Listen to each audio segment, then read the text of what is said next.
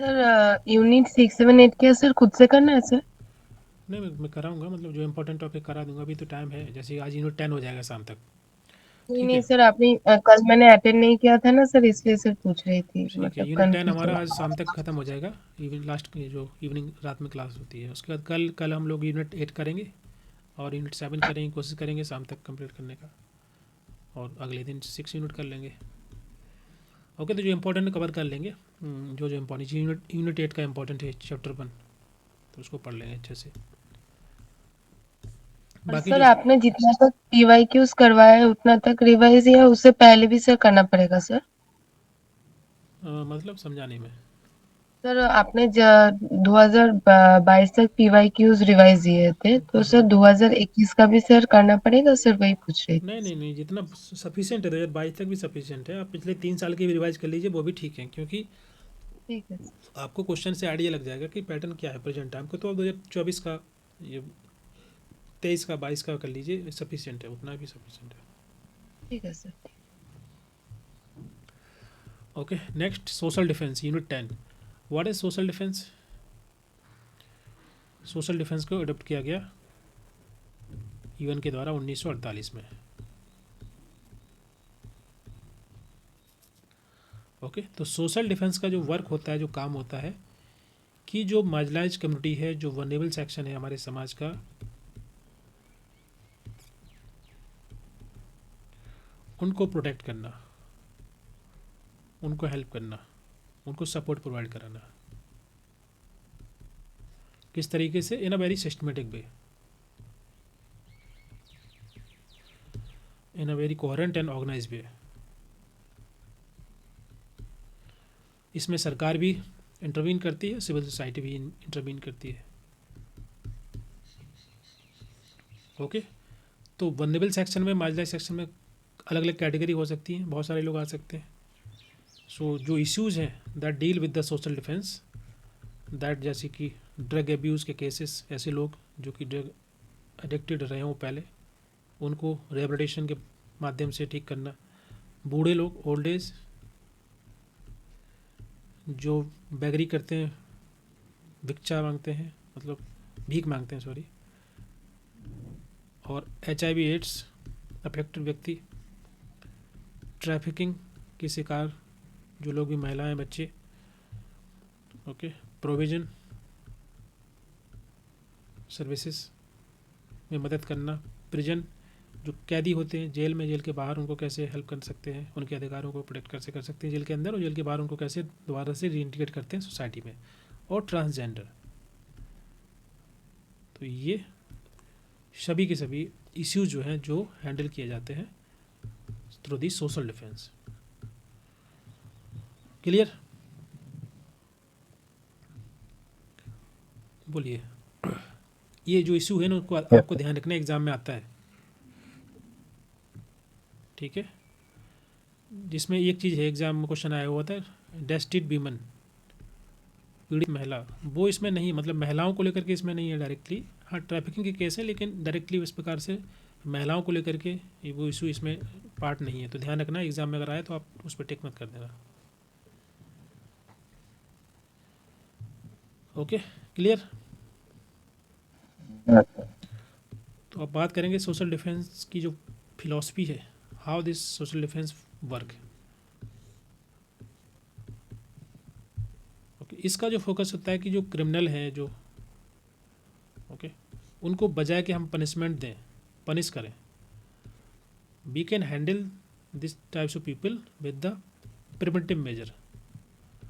Prevention पे हमारा focus होना चाहिए, क्यूरेटिव मेजर अपनाना, rather than the punishment provide करना, उनको पनिशमेंट देना, कि जिस व्यक्ति के द्वारा जो क्राइम किया गया ना, उसके अकॉर्डिंग हम उसको पनिश करेंगे। तो ये कहलाता है हमारा मिलिट्री डिफेंस। मिलिट्री डिफेंस का मतलब होता है कि जो जो व्यक्ति जैसा काम कर रहा है, जो गलत काम किया है, जिस हिसाब से गलत काम किया, उसके हिसाब से उसको दंड देना, पनिश करना, उसको प्यूनिटिव मेजर लेना, उसको बोलते हैं मिलिट्री डिफेंस। और जो सोशल डिफेंस है, ये उसका जस्ट अपोजिट है, या बोल सकते हैं उसका अल्टरनेटिव है, that focus on the non violence approach.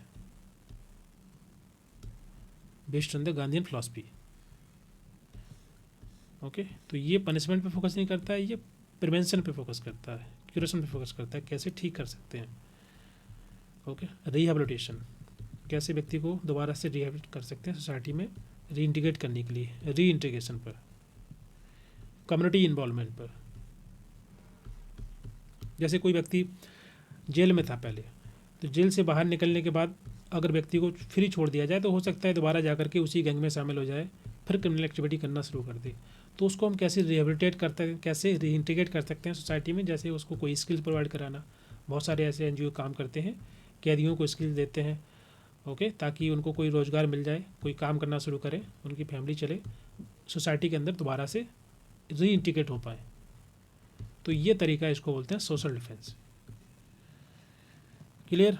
या जैसे कि एंटी ड्रग, जो लोग ड्रग अफेक्टेड हैं, बहुत ज़्यादा ड्रग लेते हैं, एडिक्टेड हैं, तो एंटी ड्रग प्रोग्राम के माध्यम से, अवेयरनेस कैंपेन के माध्यम से, ओके, उनको हम दोबारा से कैसे रिहैब कर सकते हैं ताकि दोबारा से सोसाइटी के अंदर वो शामिल होएं और रहें अच्छे से। तो ये कहलाता है social defence.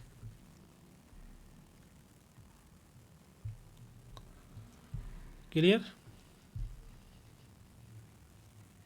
Yes, sir. Okay, that is working on the principle of Gandhian principle. He said कि hate the sin, not sinner.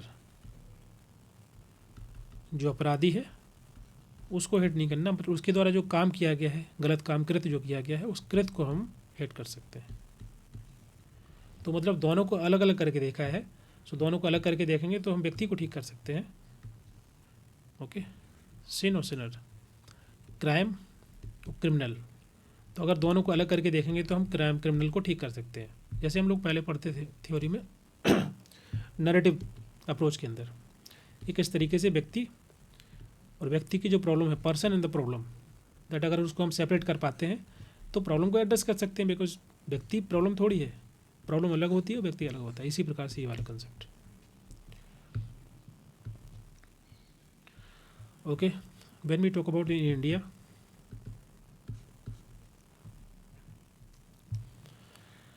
तो इंडिया में अगर हम बात करें तो that is the one institute, that is national institute of social defence. इसको originally बनाया गया, इसका पहले जो नाम था that is the central bureau of correctional services. 1961 में इसको बनाया गया था। ठीक है, उस टाइम पे ये था मिनिस्ट्री ऑफ होम अफेयर के अंडर। ठीक है, फिर उसके बाद 1964 के अंदर ये आ गया transfer in the department of social security. Okay, 1975 में, 1975 के अंदर that came into the under ministry of social justice and empowerment. Clear? 1973 में ये आपका इंस्टीट्यूट बना, मतलब नाम चेंज हुआ, national institute of social defence. Start हुआ 1961 में।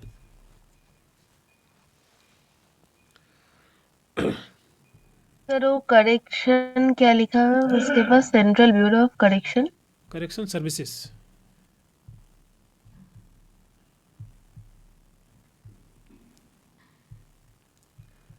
Clear? Correctional, Yes, sir. Correctional services.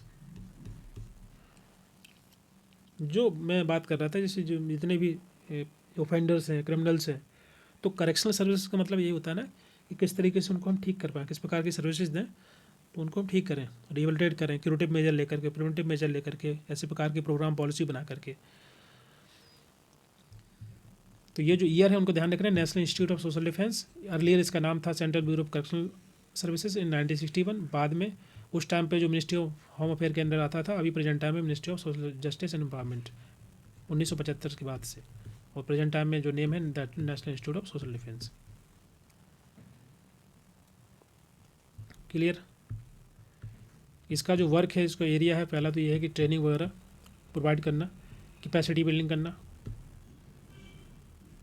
जितने भी डिफरेंट स्टेक होल्डर होते हैं, जैसे एनजीओ है, तो एनजीओ को भी द्वारा इनके द्वारा हेल्प की जाती है, मदद की जाती है, उनको रिसर्च के माध्यम से ट्रेनिंग दे करके बताया जाता है, सिखाया जाता है कि भाई जैसे कोई एनजीओ है, अब अगर वो गवर्नमेंट का किसी पॉलिसी को इम्प्लीमेंट कर रहा है ग्राउंड पे, जैसे कि स्किल इंडिया है, या मान लीजिए नशा मुक्ति अभियान है, तो सरकार खुद जाके तो काम नहीं करती है ना, वो अपने जैसे एनजीओ है या संस्थान होते हैं उसके माध्यम से कराते हैं, तो इनको ट्रेनिंग देनी पड़ती है कि इसको कैसे आपको इस प्रोग्राम को इम्प्लीमेंट करना है, ओके, ताकि ज़्यादा से ज़्यादा लोगों को बेनिफिट हो। तो ये काम आपका ये इंस्टीट्यूट करता है। पॉलिसी डेवलपमेंट, पॉलिसी बनाना और बना करके सरकार को देना, रिसर्च वगैरह करना अलग अलग एरिया में, रिसर्च एंड डेवलपमेंट। बहुत सारे इशू होते हैं जैसे कि सब्सटेंस अब्यूज़ के केसेस हैं, ठीक है, और कई प्रकार के केसेस, बेसिकली जिन केसेस को ये डील करता है उन्हीं को लेकर के और डिटेल में सर्वे वगैरह रिसर्च की जाती है ताकि उसको सही तरीके से एड्रेस किया जा सके। इसमें सर पॉलिसी कौन बना के देता है, एनजीओ? नहीं, एनजीओ नहीं देगा पॉलिसी, देखो पॉलिसी बनाएगा यही इंस्टीट्यूट जो रिसर्च करेगा, लेकिन ऑफकोर्स इसमें जैसे एनजीओ उनके साथ काम कर रहा है तो एनजीओ बताएगा कि ग्राउंड लेवल पे क्या चल रहा है, यहाँ पर क्या ज़रूरत है, किस टाइप की पॉलिसी होनी चाहिए, तो वो रिकमेंडेशन दे सकता है इस इंस्टीट्यूट को। तो इंस्टीट्यूट जो है उसमें फिर अपने हिसाब से चेंज करेगा, बदलाव करेगा, उसको प्रॉपर तरीके से पॉलिसी प्रोग्राम का फॉर्मेट देगा, then they given to the government या मिनिस्ट्री को दे देंगे वो, तो मिनिस्ट्री फिर जो उस पर काम करेगी और फिर बाद में उसको पार्लियामेंट में पास किया जा सकता है अगर वो सही लगा, रेलेवेंट होगा प्रोग्राम पॉलिसी। तो एक पूरा प्रोसेस होता है। Okay, NGO can give the recommendation, they can prepare the report. बहुत सारी रिपोर्ट इनके द्वारा बनाई जाती है कि पिछले 5 सालों में ये प्रोग्राम सरकार के द्वारा चलाया गया था, इसमें इतना इम्प्रूवमेंट हुआ है, ये चेंजेस हैं, ये चैलेंजेस आ रहे हैं यहाँ पर, ये प्रॉब्लम्स हैं, इसमें ऐसे हम ठीक कर सकते हैं। So this report given to the इस इंस्टीट्यूट, देन इंस्टीट्यूट अपने हिसाब से उसमें जो भी उनको लगता है थिंक टैंक और रिसर्च के माध्यम से वो उसमें बदलाव करेंगे, then give it to the ministry, then ministry उसके आगे बढ़ाएगी मिनिस्टर के पास, मिनिस्टर उसको लेके क्या आएगा as a bill, as a programme in the parliament. Clear? बोलिए। Yes sir. ओके, और बाकी जो एरिया है, फोकस एरिया वही है जो हम लोग डिस्कस किए सोशल डिफेंस का, कि ड्रग अब्यूज़ के केसेस, एल्डरली वेलफेयर, बूढ़े लोगों की मदद करना, ट्रांसजेंडर या बैगरी जुवेनाइल जस्टिस केस, ये सभी हैंडल किए जाते हैं national institute of social defence के माध्यम से।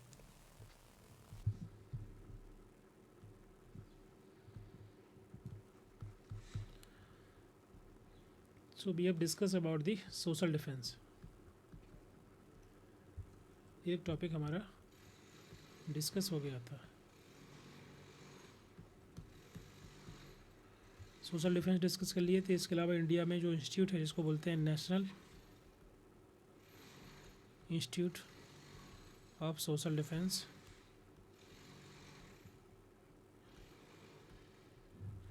ये भी डिस्कस कर लिए, क्या क्या उसका फंक्शन है, क्या क्या एरिया है, that we have discuss. Now we will discuss about the criminal justice system.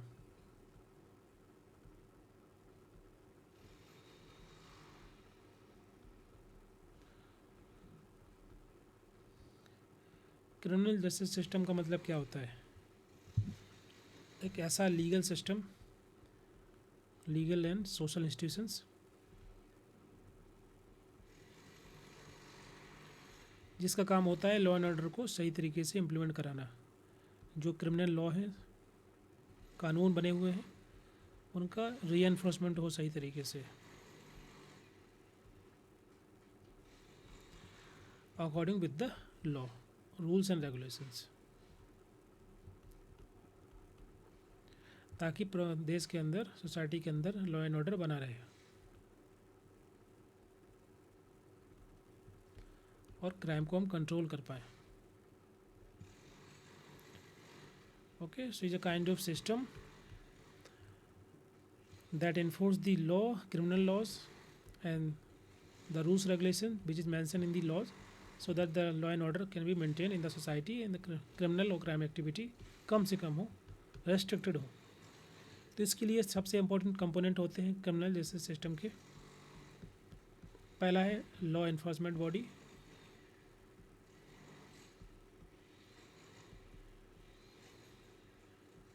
तो इसमें आपका आता है पुलिस।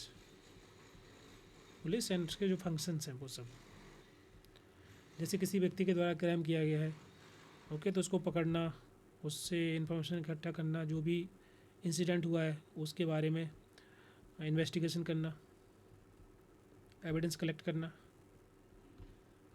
उसके अलावा फिर जो भी ऑफेंडर है तो उसको अरेस्ट करना, कोर्ट तक पहुंचाना, ये सब काम होते हैं जो इसके लॉ इन्फोर्समेंट बॉडी के। सेकंड है प्रोसिक्यूटर। प्रोसिक्यूटर कौन होता है?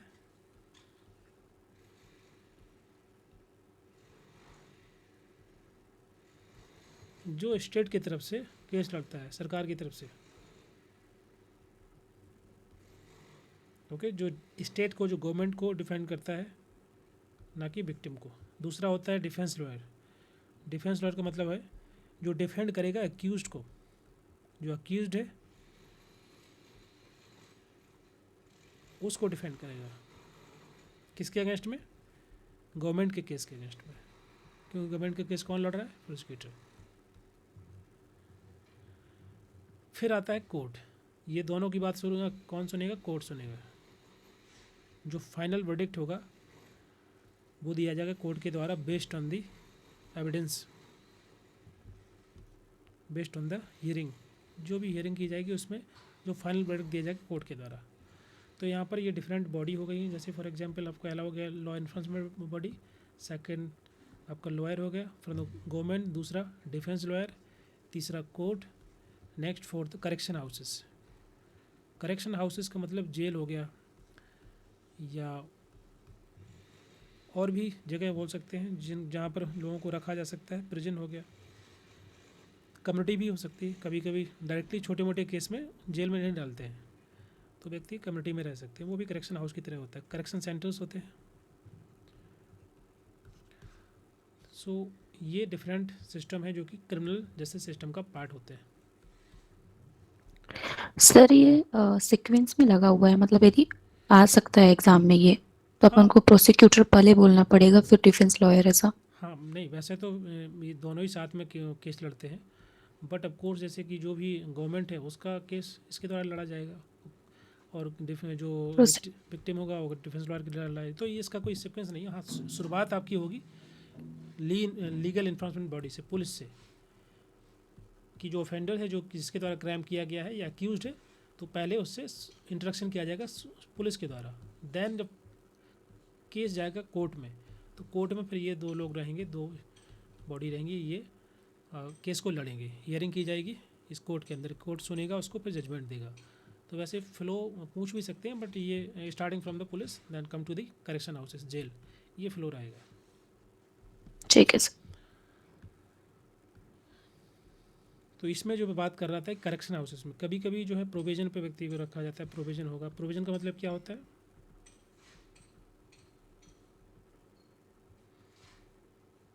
सर वो जो आपने पिछले स्लाइड में जो सीजीएस लिखा था उसका full form communal justice system है ना sir? Criminal justice system. Criminal, okay okay sir.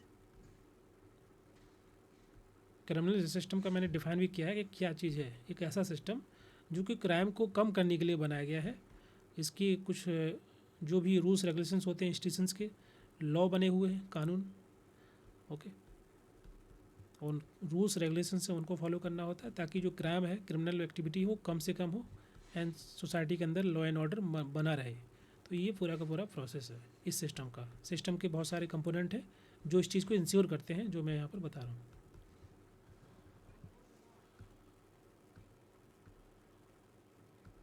Okay, provision. Provision का मतलब क्या होता है?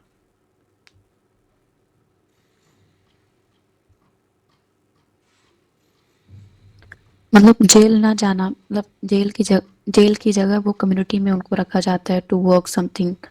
और हाँ, जेल की एक दूसरा जो अल्टरनेटिव होता है जेल का, कि भाई वो कम्युनिटी में ही रह सकते हैं।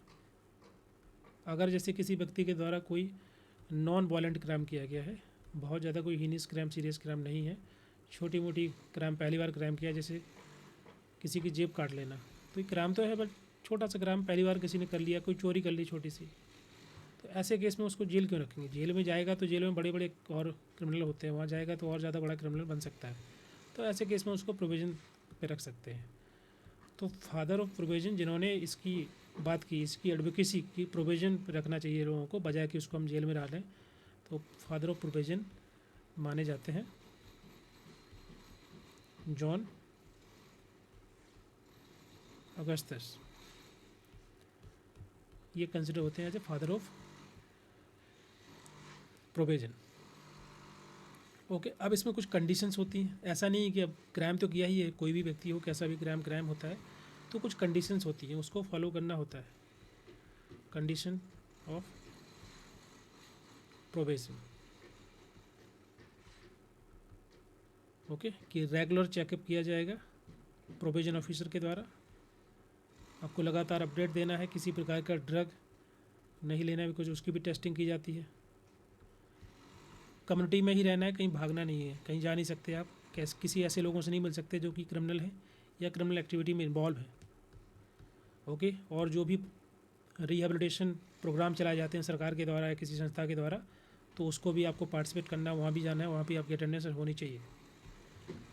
ओके, और जो फाइन लगाया गया कोर्ट के द्वारा, वो फाइन पेमेंट करना, जो भी पूरा, और रेस्ट्रिक्टेड एरिया में रहना विद इन द कम्युनिटी। तो ये कुछ कंडीशंस हैं जिनको फॉलो करना पड़ेगा इवन इन द प्रोविज़न। इसी प्रकार से दूसरा होता है पेरोल।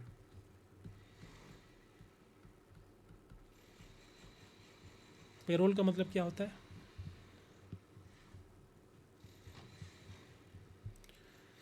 अच्छा, ये जो प्रोविज़न है किसके द्वारा दिया जाता है? Provision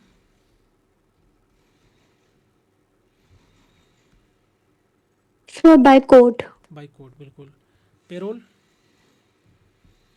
police officer. हाँ, जो भी सुपरिटेंडेंट पुलिस होगा जेल का, उसके द्वारा, या पेरोल ऑफिसर, तो उसके द्वारा पेरोल दिया जाएगा। पेरोल कब देते हैं?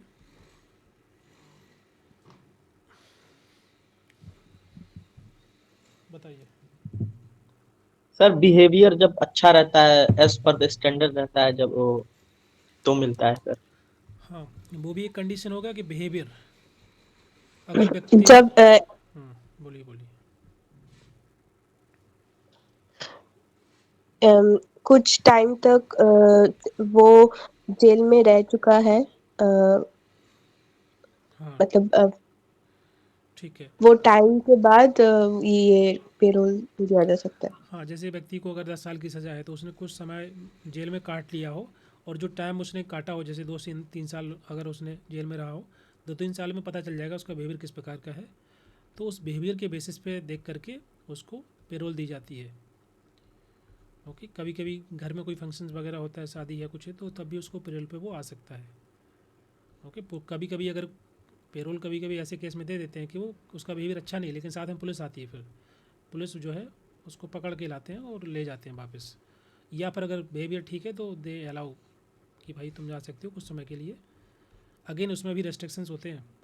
तो ऐसे केस में आपने देखा होगा कभी कभी किसी किसी फंक्शंस में ऐसे लोग आते हैं जो जेल में हैं, कुछ समय के लिए आएंगे, 1 घंटे के लिए, 2 घंटे के लिए, तो पुलिस साथ में आती है, हथकड़ी साथ में लगाए रहते हैं उनको कि भैया काम करके वापस जाना है। तो वो ऐसा केस होता है कि जब उनका बिहेवियर अच्छा नहीं हो, बड़ा कोई क्राइम किया हुआ है, और छोटे क्राइम में दे अलाउ, अगन उसमें कुछ रेस्ट्रिक्शंस होगा, जैसे कि जो कि प्रोविज़न में उसी प्रकार का होता है। तो क्या क्या कंडीशंस होती हैं पेरोल में? Payroll,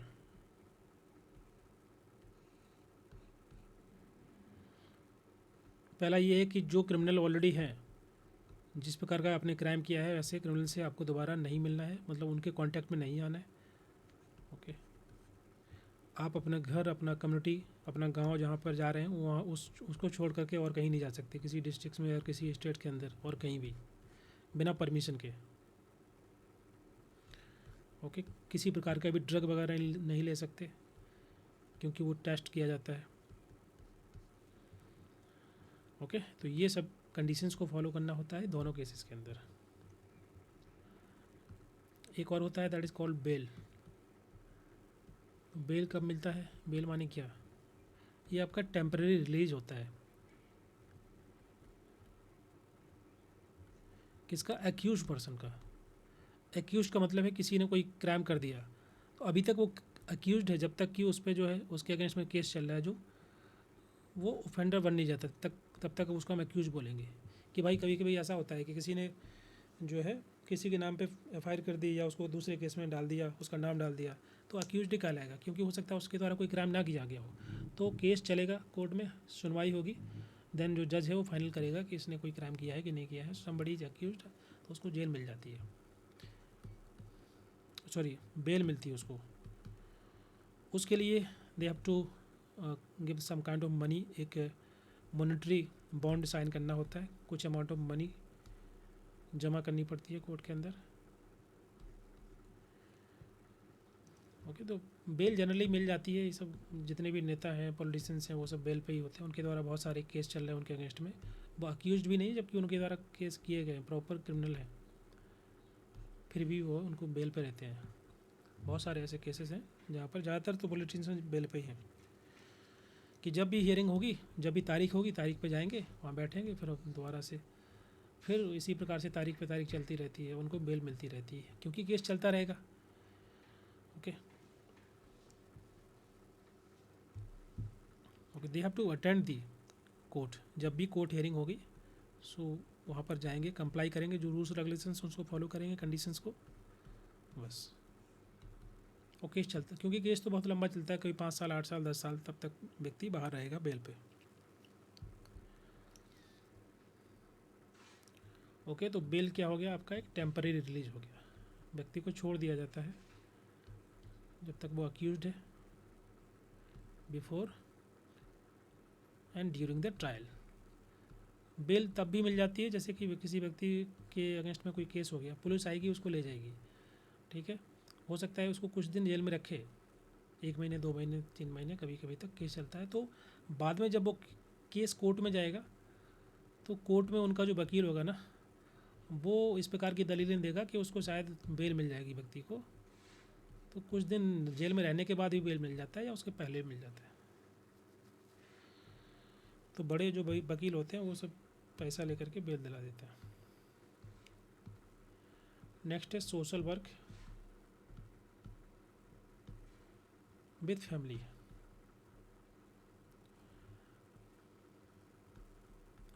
okay, social work with family का मतलब है कि social worker when they are helping and they are assisting the family, family members, children, parents, family के अंदर जो भी मेंबर हैं उनको मदद करना, उनको हेल्प करना, उनको असिस्ट करना, सो दैट कि वो अपनी लाइफ को, अपनी जो है ज़िंदगी को बेहतर जी पाए, सही तरीके से जी पाए। फैमिली की जो डिसफंक्शनिंग है उसको ठीक करना, उसमें मदद करना, ताकि जो भी डिसफंक्शनिंग है उसको इम्प्रूव किया जा सकता है। या कम्युनिकेशन गैप, ओके, कपल के बीच में है तो उसको कैसे एड्रेस करना है, और कई प्रकार की बच्चों को लेकर के समस्याएं होती हैं। तो ये सभी चीज़ों में सोशल वर्कर हेल्प करते हैं, काउंसलिंग प्रोवाइड करते हैं, फैमिली थेरेपी भी दी जाती है, असिस्ट किया जाता है, social work with the family.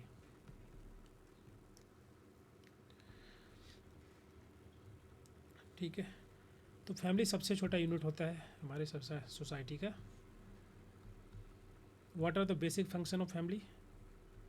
क्या क्या फंक्शन होते हैं? अगर आपको डिसफंक्शनिंग को अंडरस्टैंड करना है एज ए सोशल वर्कर, तो you should know what is the functioning of family. Family legitimate करता है एक्ट ऑफ रिप्रोडक्शन। फैमिली के अंदर जो है बच्चे होंगे, बच्चों की पढ़ाई, एजुकेशन, ये फैमिली का काम है। उनकी नर्चरिंग केयर करना, ये फैमिली का काम है। फैमिली एक आइडेंटिटी देता है हर व्यक्ति को, अपने आप को आप आइडेंटिफाई कर सकते हो बिकॉज आप किसी फैमिली से बिलोंग करते हो। एक आपका काइंड ऑफ आइडेंटिटी कार्ड होता है, जैसे किसी कॉलेज में पढ़ते हो तो आपके पास आईडी कार्ड होता है ना, इसी प्रकार आप फैमिली भी आइडेंटिटी प्रोवाइड करती है। जैसे राशन कार्ड में आपका नाम होगा, आपका आधार कार्ड बन जाएगा, because you belong to a family. वहाँ पहले से लोग हैं तो ईजिली होता है। उसके अलावा फैमिली एक स्ट्रेंथ, सोर्स ऑफ स्ट्रेंथ के लिए काम करता है, मजबूती देता है। जब लाइफ में कुछ भी अच्छा नहीं हो रहा है, जैसे कुछ भी प्रॉब्लम है, तो उस केस में फैमिली मेम्बर्स, पेरेंट्स, भाई बहन, सिस्टर सब मदद करते हैं, हेल्प करते हैं, एक दूसरे के साथ रहते हैं, खुशी में, अच्छे पल में, बुरे पल में। तो kind of sense of strength buildup होती है फैमिली के माध्यम से। कल्चर डिफ्यूजन, एक जनरेशन से दूसरी जनरेशन, कल्चर डिफ्यूजन फैमिली के माध्यम से ही होता है, तो फैमिली सबसे इम्पॉर्टेंट है। अब ये तो डिफरेंट फंक्शन है। अब इनको अंडरस्टैंड करने के लिए बहुत सारी थ्योरी है जिसके माध्यम से समझा जाता है फैमिली की डिसफंक्शनिंग को।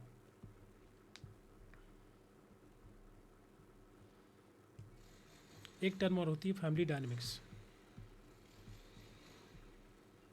जैसे ग्रुप डायनेमिक्स होता है उसी प्रकार से ये भी टर्म है फैमिली डायनेमिक्स। यहाँ पर हम फैमिली की डायनेमिक्स को अंडरस्टैंड करते हैं, फैमिली के विद इन दी फैमिली किस प्रकार का इंटरेक्शन है,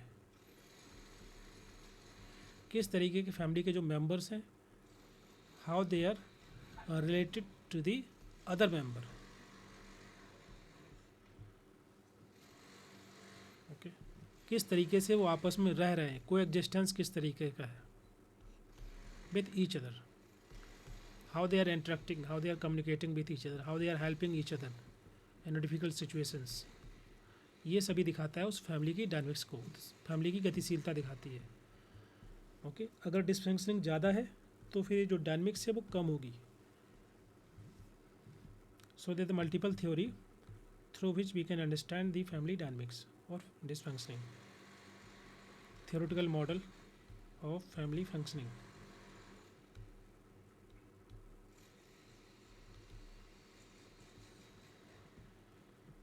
पहला है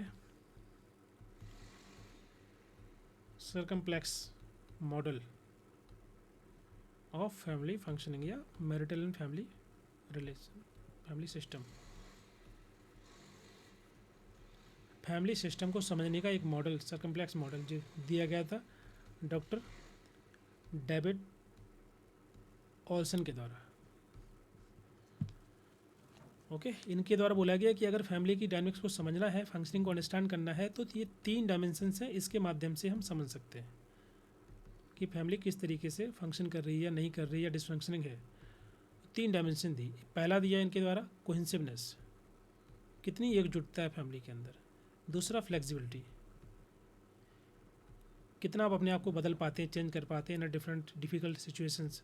और तीसरा है कम्युनिकेशन, इंटरेक्शन किस तरीके का है आपस में फैमिली के मेंबर्स के बीच में। तो ये 3 डायमेंशन जो है इसके बेसिस पे we can easily understand the family dynamics. Okay, पहला लास्ट वाला आपने क्या लिखा सर? क्या बोल रहे हैं, लास्ट वाला आपने क्या लिखा? 3 डायमेंशन में कोहेसिवनेस, कम्युनिकेशन, फ्लेक्सिबिलिटी। कम्युनिकेशन, कोहेंसन। कोहेंसन का मतलब होता है सामंजस्य, आपस में जो बॉन्डिंग है, फैमिली बॉन्डिंग किस तरीके की है। जैसे कि इमोशनल बॉन्डिंग, इमोशनल सपोर्ट एक दूसरे को कैसे दे रहे हैं, ठीक है, क्या they are spending time with each other, साथ में टाइम स्पेंड करना। ओके, साथ में घूमना, रहना, साथ में खाना खाना, डिसीजन मेकिंग की जाती है, तो सब मिल करके बातचीत करते हैं किसी भी इशू को लेकर के। तो कोइंसिडेंस को दिखाता है कि उनके आपस में बीच में अच्छा सामंजस्य है, फैमिली के अंदर सभी मेंबर्स के बीच में बॉन्डिंग अच्छी है, स्ट्रॉन्ग बॉन्ड है। दूसरा होता है फ्लेक्सिबिलिटी। फ्लेक्सिबिलिटी का मतलब क्या होता है कि how the family, the kind of we can say the family ability to adjust, to adopt the new changes. अगर किसी प्रकार का नया बदलाव हो रहा है तो उसमें फैमिली मेम्बर्स किस तरीके से अपने आप को बदल पाते हैं या अडोप्ट कर पाते हैं नए सिचुएशन के अंदर। जैसे फैमिली के अंदर मान लीजिए जो जॉब करते हैं उनकी जॉब चली गई, फादर है या मदर है, ठीक है, तो ये काइंड ऑफ फाइनेंशियल टर्मोइल आएगा, फैमिली के अंदर डिफ़िकल्टी आएगी। तो ऐसे में किस तरीके से वो अपने आप को बदल पाते हैं, फैमिली मेम्बर्स एडजस्ट कर पाते हैं कि भाई ये वाला रोल और कोई कर लेगा, अभी जॉब और कोई कर लेगा, या घर में किसी की डेथ हो जाती है या कोई भी ऐसा प्रॉब्लम आती है, तो किस तरीके से आपस में वो रोल रिस्पॉन्सिबिलिटी चेंज कर पाते हैं, अडोप्ट कर पाते हैं डिफ़िकल्ट सिचुएशंस के अंदर, उसको बोलते हैं flexibility. How they are flexible with the new role, with the new responsibility, that highlight the flexibility. Different situations के अंदर, स्ट्रेस में, प्रॉब्लम्स में, how they are adjusting, how they are handling the problem in the family, ठीक है। तीसरा है communication. Communication दोनों के लिए महत्वपूर्ण है, फ्लेक्सिबिलिटी के लिए भी और कोहेसिवनेस के लिए। और ओवरऑल कम्युनिकेशन ज़्यादा इंपॉर्टेंट होता है, क्योंकि अगर एक दूसरे को सुनेंगे नहीं, समझेंगे नहीं, अंडरस्टैंड नहीं करेंगे तो डिसफंक्शनिंग फैमिली के अंदर डेवलप होगा ही होगा। तो कम्युनिकेशन सबसे इम्पॉर्टेंट है, जो कम्युनिकेशन गैप नहीं होना चाहिए, कंटिन्यूस कम्युनिकेशन होना चाहिए विद फैमिली मेम्बर। डिस्कस करो जो भी प्रॉब्लम है आपस में, साथ में बैठो, सुनो एक दूसरे को, जो फीलिंग है, जो भी थॉट्स हैं उसको शेयर करना, everything that come under communication. Next है मैक मास्टर मॉडल। ये दिया गया है नेथन बी एपस्टेन के द्वारा।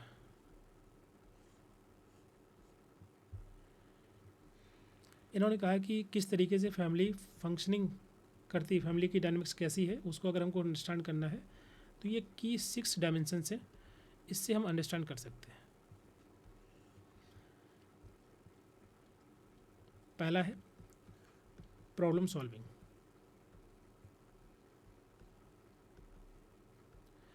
कि फैमिली के जो लोग हैं, फैमिली के जितने भी मेंबर हैं, उनके अंदर कितनी एबिलिटी है कि वो जो भी समस्या है उसको आइडेंटिफाई कर पाते हैं, उसको एड्रेस कर पाते हैं, उसको सही से रिजॉल्व कर पा रहे हैं, ताकि उनकी फैमिली किसी प्रकार से अफेक्ट ना हो।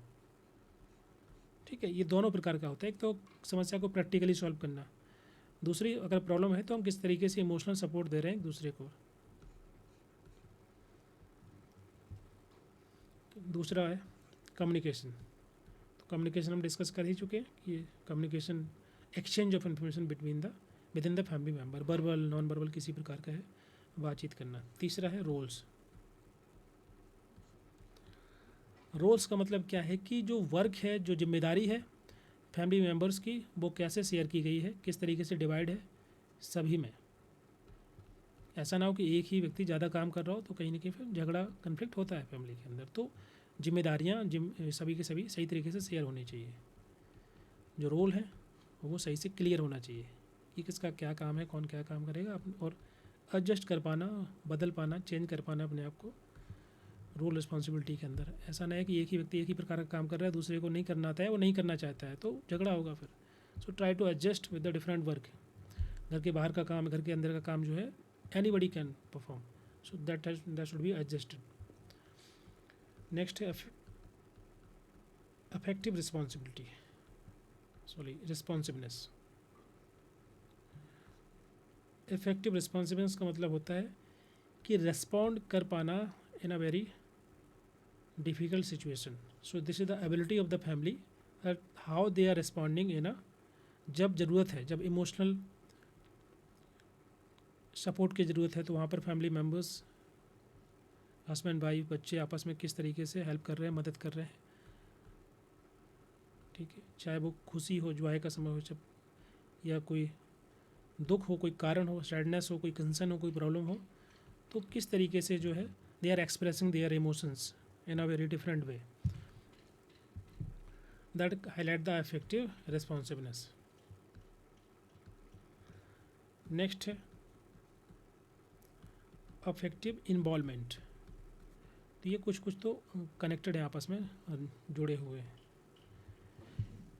इन्वॉल्वमेंट का मतलब होता है कितने इंटरेस्टेड हैं आपस में सभी लोग, कितने इन्वॉल्व हैं एक दूसरे के साथ। ऐसा ना हो कि पेरेंट्स जॉब करते हों दोनों और ज़्यादा बच्चों से बात नहीं हो पा रही, ज़्यादा उनको समय नहीं दे पा रहे हैं। ठीक है, और बहुत ज़्यादा ऐसा भी ना हो पेरेंट्स की ओवर प्रोटेक्टेड हों, ओवर कंट्रोल कर रहे हो बच्चों को कि हर छोटी छोटी चीज़ के लिए पेरेंट्स से पूछना पड़ता है। तो ये ऐसा भी नहीं होना चाहिए। तो इन्वॉल्वमेंट बहुत ही बोल सकते हैं कि इस तरीके से होना चाहिए कि बहुत ज़्यादा डिफ्यूज ना हो, बहुत ज़्यादा ओवर कंट्रोल ना हो। ओके, ओवर कंट्रोल नहीं होना चाहिए और ना ही अंडर कंट्रोल। बहुत ज़्यादा ऐसा ना हो कि एकदम निगलेक्टेड हो बच्चे, even having everything, having money and everything, but still बच्चे निगलेक्टेड फील कर रहे हैं। They need emotional support from the parents but parents are not available. And behavioural control,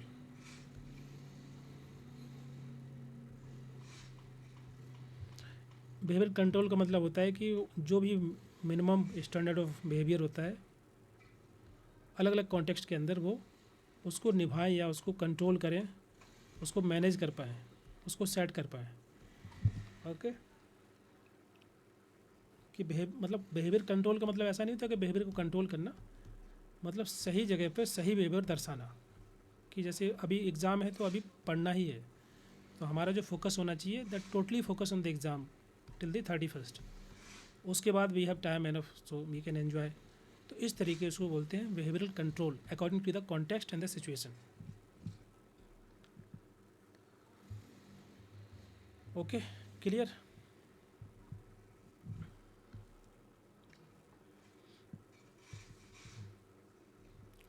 तीसरा जो मॉडल है जिसको बोलते हैं स्ट्रक्चरल फैमिली मॉडल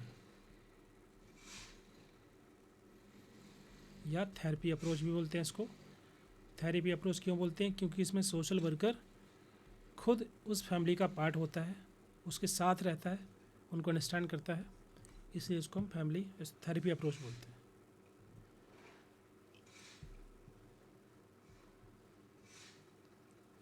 ओके, तो इसमें होता क्या है कि इसके अंदर जो फैमिली के रूल्स हैं ना, उनको अंडरस्टैंड किया जाता है कि किस तरीके से फैमिली के मेंबर आपस में साथ में रह रहे हैं। ओके, फैमिली की जो बाउंड्रीज़ हैं, जो हम लोग लास्ट वाले टॉपिक में डिस्कस किए, किस तरीके की बाउंड्री है, क्या रोल है, क्या रिस्पॉन्सिबिलिटी है, उनको जानना, उनको अंडरस्टैंड करना। किस तरीके से पेरेंट्स, उनके रिलेशन आपस में किस तरीके के हैं, बच्चों के साथ कैसे रिलेशन है, ये सभी जो पूरी डायनेमिक्स होती है वो व्यक्ति सोशल वर्कर खुद वहाँ रह कर के साथ में अंडरस्टैंड करता है, समझता है, इसलिए उसको हम थेरेपी अप्रोच भी बोलते हैं।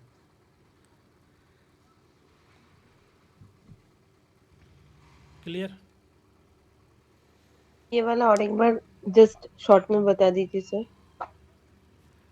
ओके, देखो इसमें ये समझा जाता है कि देखो फैमिली कोई है ना, तो फैमिली के अंदर बहुत सारे सबके अलग अलग रोल होंगे, रिस्पॉन्सिबिलिटी होगी, बहुत सारे फंक्शंस होंगे। तो फैमिली डिमांड करती है फैमिली मेम्बर्स के साथ सबसे कि जिसका जो रोल है, जिसका जो वर्क है वो काम करे। एक प्रॉपर जो फैमिली के अंदर हिरार्की होती है, ओके, जैसे हस्बैंड वाइफ हैं, बच्चे हैं, या जितने भी लोग हैं, उनमें किस तरीके से पैटर्न डेवलप हो रहा है, उनके रिलेशन कैसे हैं, बाउंड्री कैसी है बच्चों के साथ, पेरेंट की, पेरेंट के बच्चों के साथ, या आपस में हस्बैंड वाइफ का, या जो बच्चे हैं उनकी आपस में कैसी बाउंड्री है। बहुत ज़्यादा डिफ्यूज़ तो नहीं है, बहुत ज़्यादा कंट्रोल तो नहीं करते पेरेंट्स अपने बच्चों को। तो वो चीज़ देखनी होती है, क्योंकि डिसफंक्शन कभी कभी उसकी वजह से हो जाती है कि जो सब सिस्टम है वो किस तरीके से काम कर रहे हैं। पावर हिरार्की, पावर कंट्रोल किसके हाथ में है? कोई एक व्यक्ति के हाथ में ज़्यादा पावर होगा तो कहीं ना कहीं वो कंट्रोल करेगा फैमिली को, तो बहुत रिजिड, फ्लेक्सिबिलिटी कम होगी, इंटरेक्शन कम होगा। तो ये सभी चीज़ें पूरी डायनेमिक्स के देखी जाती है फैमिली के अंदर की, कैसे एक दूसरे को सपोर्ट कर रहे हैं, कि कैसे एक दूसरे को हेल्प कर रहे हैं, कैसे गाइड कर रहे हैं, पेरेंट्स कितने अवेलेबल हैं अपने बच्चों के लिए, या आप अपने जो भी उनका पार्टनर है उसके लिए कैसे इंटरेक्शन उनके बीच में हो रहा है। तो पूरी डिग्री अंडरस्टैंड की जाती है फैमिली डायनेमिक्स की। ठीक है, इसमें कोई स्पेसिफिक मतलब ऐसा नहीं है हेडिंग वगैरह कि ये चीज़ें देखना है, dimensions overall family bonding, family dynamics को अंडरस्टैंड करना। Clear. Yes sir, clear. Next हम बात करेंगे policies and programme related to children. बच्चों को लेकर के जो स्पेसिफिक प्रोग्राम, अंतर्राष्ट्रीय ट्रीटी या कोई पॉलिसी बनाई गई सरकार के द्वारा, एक्ट, जो कि एग्ज़ाम में आते हैं, उसको समझते हैं।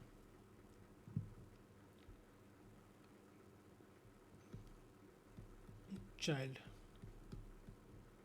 तो पहला जो कन्वेंशन, पहला क्या मतलब जो अंतर्राष्ट्रीय कन्वेंशन है, इंटरनेशनल ट्रीटी जो है बच्चों को लेकर के, that is UNCRC, United nation convention on the right of children, rights of children, बच्चों के जो अधिकार हैं उसको लेकर के एक अंतर्राष्ट्रीय ट्रीटी जिसको बोलते हैं UN convention on the rights of children. इसको अडॉप्ट किया गया 1989 के अंदर। इस ट्रीटी के अंदर बात की गई है बच्चों के अधिकारों की, उनके जो भी अधिकार हैं उसको प्रोटेक्ट करना एंड प्रमोट करना। ओके, प्रमोट का मतलब हुआ कि जो अलग अलग सरकारें हैं अलग अलग देशों की, वो इस प्रकार के जो कन्वेंशन होते हैं, ट्रीटी होती है, उसको अडॉप्ट करते हैं अपने देश में, उनके जो लॉ बनते हैं उसमें प्रोविजंस को ऐड करते हैं, ताकि इन सभी अधिकारों को वो दुनिया भर में और अपने देश में उनको प्रमोट कर पाएँ और अधिकारों की बात हो। जैसे कि civil right, okay, political right, शिक्षा, एजुकेशन, हेल्थ और इकोनॉमिक राइट, कल्चरल राइट। तो ये सब अधिकार भी बच्चों के लिए इंपॉर्टेंट है, तो उनको प्रोटेक्ट करना, उनको प्रमोट करना है, ये मेन फोकस था होता है। ओके, जैसे कि फॉर एग्जांपल इनमें हम बात करेंगे सिविल पॉलिटिकल राइट के अंदर, तो जैसे राइट टू लाइफ है, जीवन जीने का अधिकार है, साफ़ सुथरा पानी होना चाहिए, घर होना चाहिए, हेल्थ केयर फैसिलिटी मिलना चाहिए बच्चों को, शिक्षा मिलनी चाहिए, किसी प्रकार से जैसे protection from any kind of violence और अब्यूज़, जोर जबरदस्ती करके उनसे काम न कराया जाए, या फिर किसी हैजरस कंडीशंस में उनसे काम न कराया जाए। इस तरीके से बच्चों को अधिकार रहते हैं ये सभी, किसी भी हार्मफुल प्रैक्टिसेस में इन्वॉल्व ना हो। तो ये जो अधिकार हैं, जो राइट हैं, इंश्योर करते हैं कि उनको हम प्रोटेक्ट कर सकते हैं और प्रमोट कर सकते हैं उनके अधिकारों को। शिक्षा का अधिकार है, पार्टिसिपेशन का अधिकार है, राइट टू एजुकेशन इंडिया के अंदर है। तो वो क्या, ये दर्शाता है कि वो जो अधिकार है बच्चों के, वो हम उसको इंश्योर कर रहे हैं, प्रमोट कर रहे हैं थ्रू द एजुकेशन। ये सबको फ्री एंड कंपल्सरी एजुकेशन मिलेगी जिसकी उम्र 6 से 14 साल तक की होगी। So this is the provision. अच्छा, इंडिया ने UNCRC को अडॉप्ट किया 1992 में, मतलब रेटिफाई किया। इसके जो प्रोविज़न थे उसको इंडिया ने रेटिफाई कर लिया कि ये जो प्रोविज़न है इनको हम अप्लाई करेंगे अपने देश के कानून में या पॉलिसी प्रोग्राम के अंदर। ठीक है, जैसे कि बहुत सारे एक्ट बनाए गए that can easily align with the UNCRC।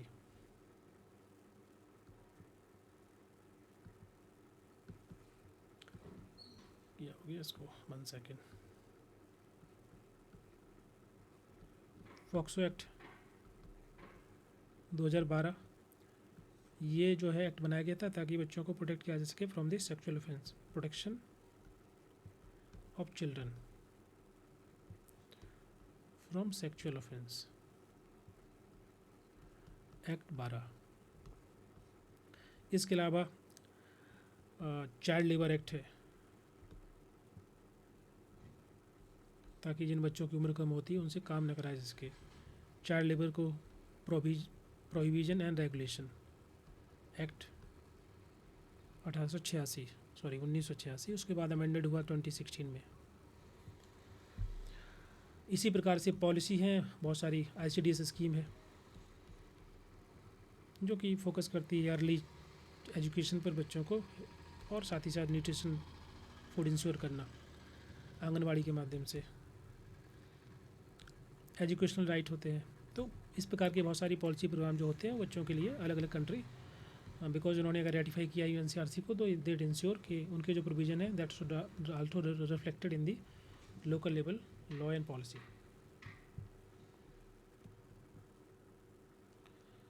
One second.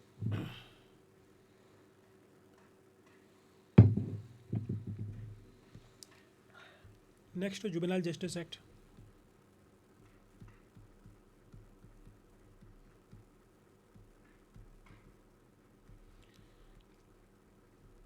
Care and protection of children,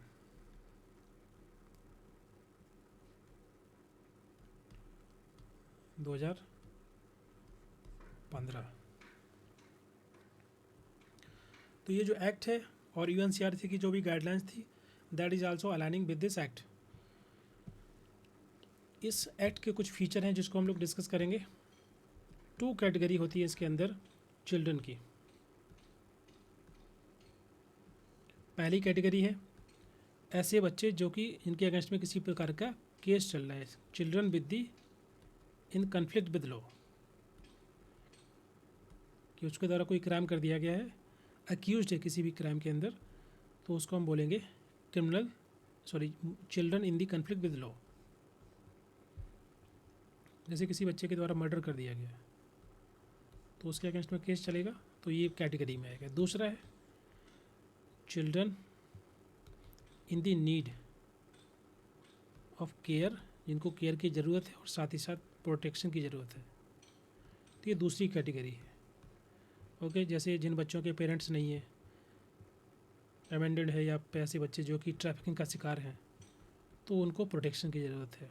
ऐसे बच्चे जिनके पास घर नहीं है, पेरेंट्स नहीं है, तो उनको केयर की ज़रूरत है, तो वो दूसरी कैटेगरी होती है। ओके, तो जुमिनाइल का मतलब यहाँ पर ये है कि जिन बच्चों की उम्र 18 साल से कम है।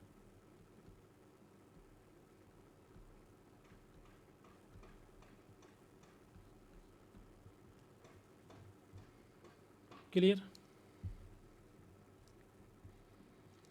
इस एक्ट के अंदर इंपॉर्टेंट जो बॉडी है जो कि वर्क करती है, फंक्शन करती है, एक तो है juvenile justice board JJB,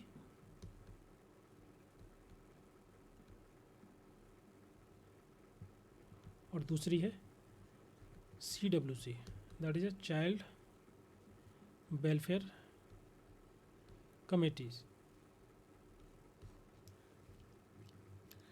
JJB का काम होता है, जुवेनाइल जस्टिस बोर्ड, इसका काम होता है कि जो भी जो है केसेस हो रहे हैं, जिस स्पेशली बच्चों को लेकर के, बच्चों ने कोई क्राइम किया हुआ है, तो ये ऐसे केसेस को ये जो आपका जुवेनाइल जस्टिस बोर्ड है उसको देखता है, जिसमें मजिस्ट्रेट या बाकी के सोशल वर्कर ये केस को हैंडल कर रहे होते हैं। और इसके अलावा उनको कैसे रिहेबिलिटेशन कराना है, कि एक क्राइम कर दिया है तो ऐसा नहीं कि उसको डायरेक्टली हम जेल डाल देंगे, रिहेबिलिटेशन प्रोग्राम के माध्यम से ओके स्किल देना उनको, तो ये जेजीबी के अंदर आता है। दूसरा है child welfare committee. Child welfare committee क्या होता है, इसका काम होता है ये वाला केसेस को, सेकंड वाली कैटेगरी को देखना, जिनको केयर की प्रोटेक्शन की ज़रूरत है, उनको मदद करना। इसके बाद साथ साथ में इस एक बॉडी और है जो कि इसमें इन्वॉल्व होती है, जैसे केयर एंड प्रोटेक्शन के केसेस में अगर बच्चे छोटे हैं ओके, तो अगर उनको कोई अडॉप्ट करना चाहता है तो फिर फोस्टर केयर एंड अडॉप्शन का भी प्रोविज़न है, जो कि फैसिलिटेट किया जाता है कारा के द्वारा। कारा इज़ द एजेंसी, जिसको बोलते हैं सेंट्रल अडॉप्शन रिसोर्स अथॉरिटी। ठीक है, ये अथॉरिटी जो है ये लीगल प्रोसेस इंश्योर करती है अडॉप्शन के लिए।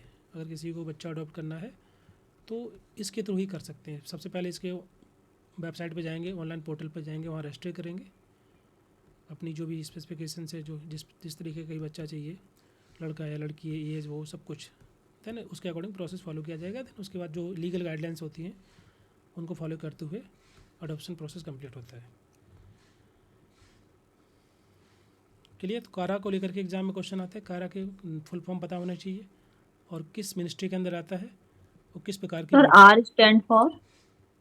कारा resource authority, central adoption resource authority.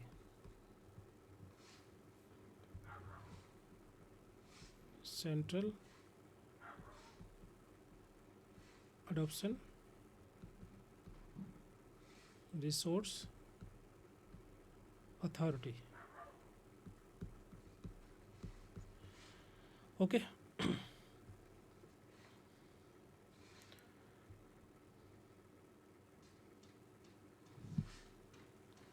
अच्छा ये जो है किस मिनिस्ट्री के अंदर आता है, ministry of women and child development. Okay, ये सेटअप किया गया था 1990 में, लेकिन जब ये एक्ट आया जे एक्ट 2015 ओके, तो अंडर दिस एक्ट ये जो कारा है उसको स्टैचुटरी बॉडी का दर्जा दिया गया है। स्टैट्यूटरी बॉडी मतलब होता है कि जो किसी पार्लियामेंट में किसी एक्ट के अंदर बनता है ओके, इनके पास लीगल पावर होती है एंड इनकी जो भी बोल सकते हैं कि पावर है इनके पास, then also binding, decision binding होगा, तो ये इसको बोलते हैं statutory body under the ministry of women and child development. ये यहाँ से क्वेश्चन बन सकता है, तो ये भी ध्यान रखना है आपको।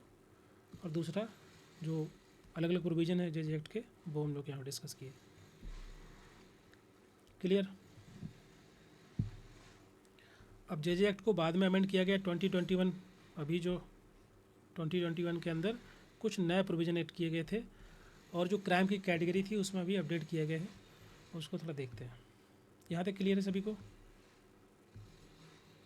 मतलब कारा को जब 2015 में जब जेजे एक्ट आ गया था, तो कारा को उसके नीचे एज ए स्टैट्यूटरी बॉडी मतलब दिया गया था। am I right sir? देखो स्टैट्यूटरी बॉडी जो है वो पार्लियामेंट के किसी एक्ट के माध्यम से बनती है तो एक्ट होगा तभी बनेगी, तो एक्ट जो एक्ट आया उसके बाद ही उसको स्टेटस दिया गया स्टैट्यूटरी बॉडी का। ठीक है। Okay sir. और सर ऐसे में कारा 1990 में आया था ना सर? 1990 में बनाया गया था उस टाइम पे, बट बाद में जब स्टैट्यूटरी बॉडी बनाया गया तो इस एक्ट के माध्यम से बनाया गया। ठीक है सर। नेक्स्ट है जे स्टैट्यूटरी बॉडी 2016 में बनी थी ना? उस एक्ट के माध्यम से बनी, मतलब अगर 2015 में एक्ट के माध्यम से बनाया गया था, एक्ट के बाद है तो 2016 में बन गया होगा, बट जो एक्ट है वो 2015 वाला है। ठीक है, Okay, sir. मतलब ये बना तो पहले से है, वो तो ऑलरेडी था, बट स्टैट्यूटरी बॉडी बना अंडर दिस एक्ट। सर ये पॉइंट बता दीजिए थोड़ा, जो 2015 में जो क्या हुआ कारा का। कारा बना था 1990 में, मतलब पहले से था बॉडी, बट स्टैट्यूटरी बॉडी नहीं था, उसको दर्जा दिया इस एक्ट के माध्यम से। एक्ट का मतलब है कि जब कोई एक्ट रहता है उसके माध्यम से अगर हम किसी बॉडी को स्टैट्यूटरी पावर देना चाहते हैं तो किसी एक्ट के माध्यम से मिलता है, जो कि पार्लियामेंट में कोई एक्ट पास होता है, उस एक्ट में हम किसी बॉडी को स्टैट्यूटरी स्टेटस देते हैं या बनाते हैं, कोई पहले से या कोई नई बॉडी बनाते हैं। ओके, तो वो कारा है।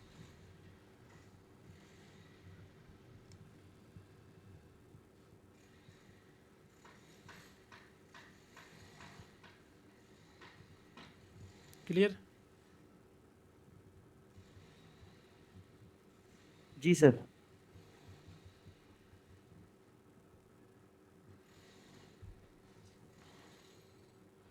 ओके, तो ये आपका एक्ट हो गया। फिर उसके बाद of course that came into force in 2016, but बनाया गया था उसको 15 के अंदर।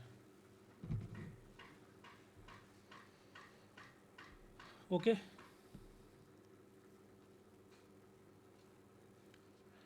अब बात करेंगे जे एक्ट 2021।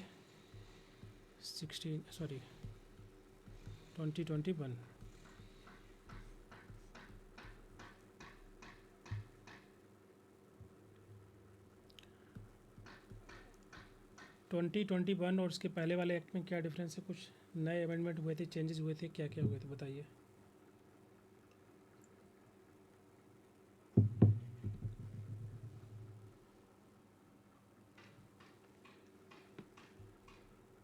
सर निर्भया केस के बाद जो जघन्य अपराध करने पर जो उनको मतलब जो उनको बड़ों की तरह ट्रायल दिया जा सकता है यदि ऐसे कोई बड़े अपराध करने पर। हाँ, जिन बच्चों की उम्र 14 से 16 साल के बीच में भी, उनको भी अगर हीनियस क्राइम किया जाता है तो उनको अडल्ट की तरह ट्रीट करके जो है उनका केस जो है कोर्ट में चलेगा, वो भी एक है उसमें। इसके अलावा और भी कुछ इसमें अमेंडमेंट हुए थे, और क्या क्या है? सर मे भी शायद एज को लेके कुछ शायद हुआ था। एज को लेकर के सरकार अब में जब एप्लीकेशन डालते हैं पेरेंट्स, तो पहले उसमें बहुत टाइम टेकिंग प्रोसेस होता था, अब वो उसको डिस्ट्रिक्ट लेवल पे भी इसकी अथॉरिटी दी गई है शायद। बिल्कुल। जो प्रॉब्लम था पहले वाले एक्ट के अंदर ये था कि डिले होता था, बिकॉज कोर्ट सब देख रहा होता है, तो कोर्ट में तो केसेस बहुत डिले होते हैं। तो जो अडोप्शन प्रोसेस है, अडोप्शन ऑर्डर है, वो बहुत डिले होता था, टाइम लगता था उसमें। ठीक है, तो अभी जो फाइनल अडोप्शन ऑर्डर है वो इशू किया जाएगा डिस्ट्रिक्ट मजिस्ट्रेट के द्वारा। डिस्ट्रिक्ट मजिस्ट्रेट ही उसको देखेगा, अब कोर्ट नहीं उसको देखेगा, डिस्ट्रिक्ट मजिस्ट्रेट देखेगा। बाकी जो बॉडी हैं दोनों, चाइल्ड केयर इंस्टीट्यूशंस और जो CWC है, उनको भी डिस्ट्रिक्ट मजिस्ट्रेट के द्वारा ही देखा जाएगा। वो लगातार उसकी रेगुलर मीटिंग वगैरह उनको बुलाएंगे, उनका अपडेट लेंगे। तो ये जो कमेटी है वो भी डिस्ट्रिक्ट मजिस्ट्रेट के द्वारा ही हैंडल की जाएंगी। तो ये थोड़ा प्रोसेस जो है अभी स्पीड ही हो गया, थोड़ा काम जल्दी होगा। पहले क्या कोर्ट में तो बहुत सारा टाइम लगता है हर चीज़ के लिए। तो ये चेंजेस हुए हैं। और 2015 के अंदर जो क्राइम के टाइप थे, 3 प्रकार के टाइप क्राइम था, 3 types of category of crime. पहला तो हीनियस क्राइम, जिसमें मिनिमम 7 ईयर की सज़ा थी, पनिशमेंट। दूसरा था सीरियस क्राइम। हीनियस क्राइम मतलब होता है जैसे कि रेप है, ये आपका हीनियस क्राइम में आएगा। सीरियस क्राइम में 3 साल से लेकर 7 साल तक की सज़ा थी। और PT क्राइम, छोटे मोटे क्राइम अगर हैं तो वो लेस देन 3 ईयर।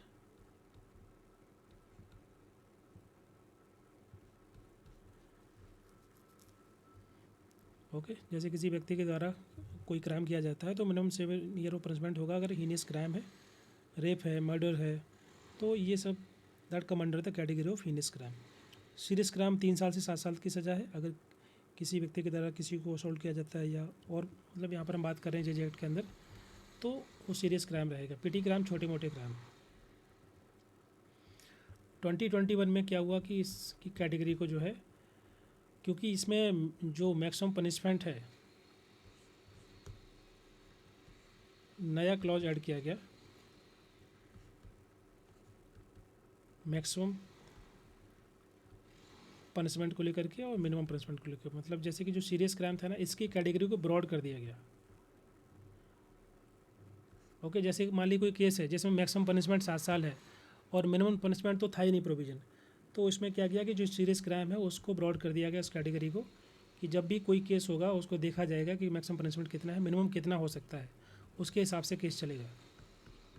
ओके, अगर किसी में 1 साल का ही पनिशमेंट है तो भी शायद वो इस कैटेगरी में आ जाएगा सीरियस क्राइम के अंदर।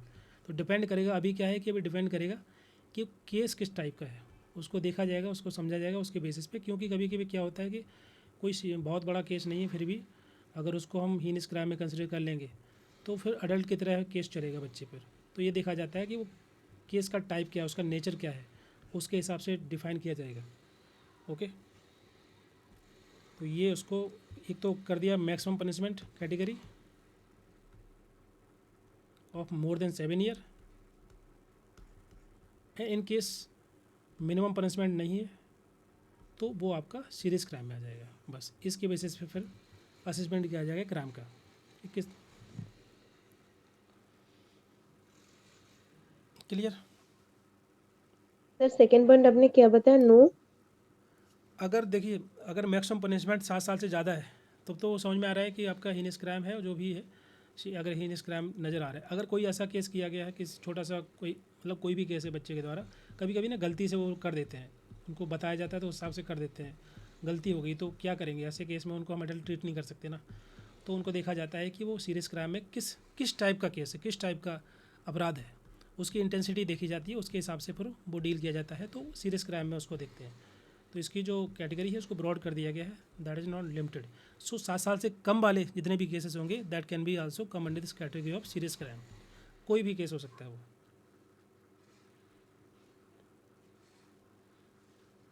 क्लियर? Yes sir. अगर कोई मिनिमम सेंटेंस प्रिस्क्राइब नहीं किया गया तो उसको किस कैटेगरी में डालेंगे, तो इसलिए उसको इस कैटेगरी में डाल दिया कि वो देखा जाएगा, असेस किया जाएगा कि क्राइम को उसके बेसिस पे, जब तक वो सीरियस क्राइम के अंदर रहेगा। और उसके अकॉर्डिंगली जैसे मजिस्ट्रेट के सामने उसको मतलब वो केस मजिस्ट्रेट के सामने चलता है या फिर और दूसरे केस में चलेगा, बजाय कि उसको हम एज ए अडल्ट ट्रीट करें या डायरेक्टली उसको कोर्ट में ले जाएं। चिल्ड्रन कोर्ट में भी चल सकता है केस। तो depend on the nature and the intensity of the crime. Next है पॉस्को एक्ट 2019। इससे पहले 2012 का जो पॉक्सो एक्ट था उसको और स्ट्रेंथन करने के लिए 2019 में कुछ नए प्रोविज़न ऐड किए गए थे। पनिशमेंट को और ज़्यादा हार्श कर दिया गया, इवन डेथ पेनल्टी। अगर बच्चों के अगेंस्ट में किसी प्रकार का भी सेक्सुअल क्राइम किया जाता है तो इस केसेस में पनिशमेंट को बहुत सारे अमेंडमेंट चेंजेस हुए हैं।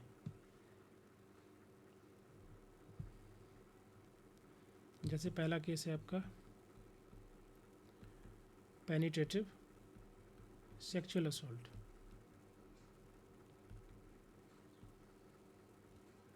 ओके, तो जिन बच्चों की उम्र 16 साल से कम है, अगर उनके अगेंस्ट में पेनिट्रेटिव सेक्सुअल असॉल्ट होता है तो जो पनिशमेंट था पहले वो 7 साल से 10 साल कर दिया गया, अप टू 20 ईयर। और मैक्सिमम कितना हो गया? लाइफ इम्प्रिजनमेंट, उम्र कैद की सज़ा हो सकती है, और मिनिमम को भी बढ़ा दिया गया है। दूसरा है अग्रेवेटेड पेनिट्रेटिव सेक्सुअल असॉल्ट। ओके, अग्रेवेटेड का मतलब होता है कि अगर क्राइम कमिट किया गया है किसी ऐसे व्यक्ति के द्वारा जो कि अच्छे पोजीशन में है या अथॉरिटी है, जैसे कि पुलिस वाले हैं या कोई ऑफिसर है या टीचर है या कोई डॉक्टर है। ओके, तो अगर वो क्राइम करते हैं तो वो इस कैटेगरी में आएंगे, एग्रेवेटेड पेनिट्रेटिव सेक्सुअल असॉल्ट। या फिर जिस बच्चे की उम्र कम है, बहुत 12 साल से भी छोटा है, तो वो भी इस केस के अंदर आएगा। या फिर रिपीटेड ऑफेंडर्स होते हैं, वो इस केस के अंदर आ जाएंगे, इस कैटेगरी के अंदर आ जाएंगे। ओके, तो मिनिमम पनिशमेंट इसमें कितना है? 10 से 20 कर दिया गया है, और मैक्सिमम पनिशमेंट डेथ पेनल्टी।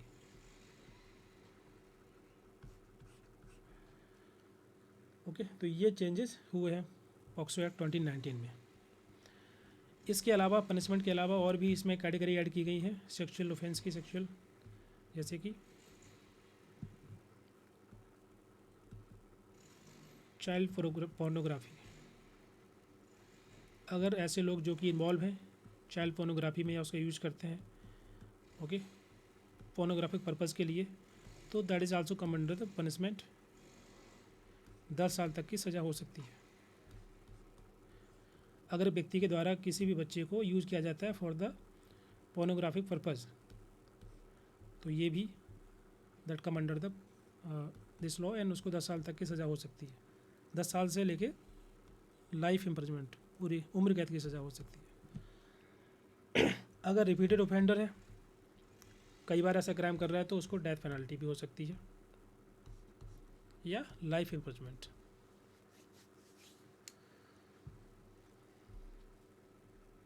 इसके अलावा डिजिटल ऑनलाइन अब्यूज़ वो भी बढ़ गया बहुत ज़्यादा। डिजिटल ऑनलाइन अब्यूज़ के केसेस भी देखे गए हैं, तो उस केस में भी कुछ प्रोविज़न किए गए हैं कि नए ऑफेंसेस जो कि इस कैटेगरी के अंदर आएंगे, कि अगर इन केस चाइल्ड पोर्नोग्राफी को प्रमोट किया जाता है या उसको सर्कुलेट किया जाता है, उसको स्टोर रखा जाता है या उसको शेयर किया जा रहा है या सर्कुलेट किया जा रहा है किसी भी माध्यम से ऑन दी डिजिटल प्लेटफॉर्म्स, तो वो that is also as a new offence.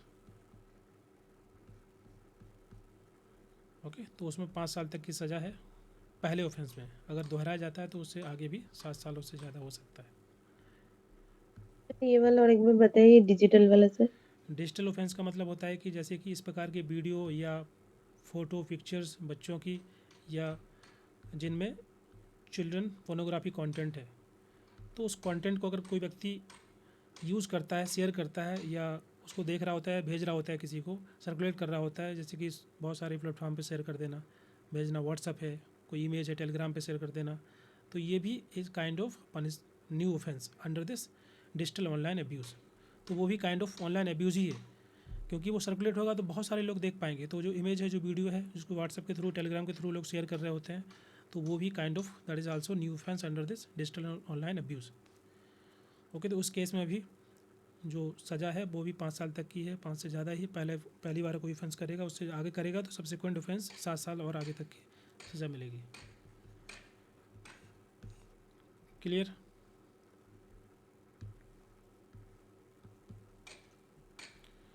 बोलिए। सर मुझे ना पेनिट्रेटिव वाला थोड़ा कंफ्यूज हो गए उसमें। डेलिबरेटिव पनिशमेंट कितना मिलेगा उसमें? किसको? पेनिट्रेटिव सेक्सुअल असॉल्ट जो एकदम पहले था, पेनिट्रेटिव सेक्सुअल असॉल्ट के अंदर 20 साल तक है। पनिशमेंट किसमें पनिशमेंट? क्या children pornography? Sir punishment category मतलब अगर कोई पहली बार करता है कितने बार, और अगर रिपीटेटिव हुआ तो वो वाला सर। वो अलग अलग कैटेगरी हर एक, जैसे कि अगर मैं बात करूँ ऑनलाइन अब्यूज़ के अंदर, डिजिटल अब्यूज़ के, उसके अलावा अलग अलग कैटेगरी है। उसके अंदर ये है कि 5 साल तक की सज़ा है किसी व्यक्ति के द्वारा पहली बार क्राइम ऑफेंस किया जा रहा है, कि अगर वो ऐसा इस प्रकार की वीडियो, फोटो सर्कुलेट करता है सोशल मीडिया पे, तो 5 साल तक का सज़ा है। ओके, सर इसमें अब्यूज चाइल्ड की एज बिलो 16 आप बताए ना? 2 कैटेगरी थी। देखो, पहला जो केस था वो था पेनिट्रेटिव सेक्सुअल असॉल्ट का, उसमें चिल्ड्रन की एज 16 साल से कम थी, तो उस कैटेगरी में, पहले वाली कैटेगरी में था पेनिट्रेटिव सेक्सुअल असॉल्ट, उसमें साल सज बढ़ा करके 20 ईयर कर दिया गया है। और जो मैक्सिमम वो है लाइफ इम्प्रिजमेंट, उम्र कैद की सज़ा। दूसरा जो केस था मैंने बताया था अग्रेवेटेड का मतलब होता है कि ऐसे लोगों के द्वारा, जैसे जो डॉक्टर हैं या जो टीचर है या कोई ऑफिशियल है, उसके द्वारा इस प्रकार का कृत्य किया जाता है, तो उनके लिए वो सेकंड केस था जिसके अंदर सज़ा को बढ़ा करके 10 साल से 20 साल किया गया था और डेथ पेनाल्टी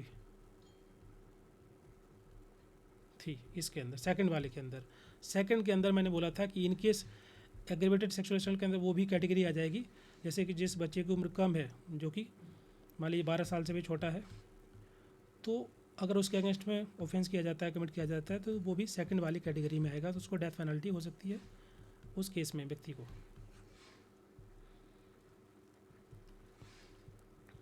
समझ में आ रहा है? Yes sir, now clear. तो ये 2 कैटेगरी थी। उसके बाद फिर अब ये तो हो गया सिंपल, तो उसके अलावा और नई नई कैटेगरी ऐड की गई, तो उसके हिसाब से फिर जो मतलब ऑफेंस, जो भी ऑफेंस किया जाएगा उसके हिसाब से उसको दंड दिया जाएगा। जैसे 5 साल मैंने बोला है, तो वो केवल ऑनलाइन और डिजिटल अब्यूज़ के लिए है, अप टू 5 ईयर्स। अगर कोई पहली बार ऐसा ऑफेंस कर रहा होता है, अगर वो बार बार करेगा, रिपीटेड करेगा, तो फिर बढ़ सकता है उसके लिए, सब्सिक्वेंट जो ऑफेंस हो सकता है उसको बढ़ा सकते हैं।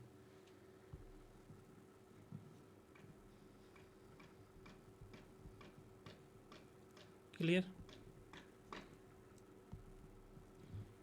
बोलिए।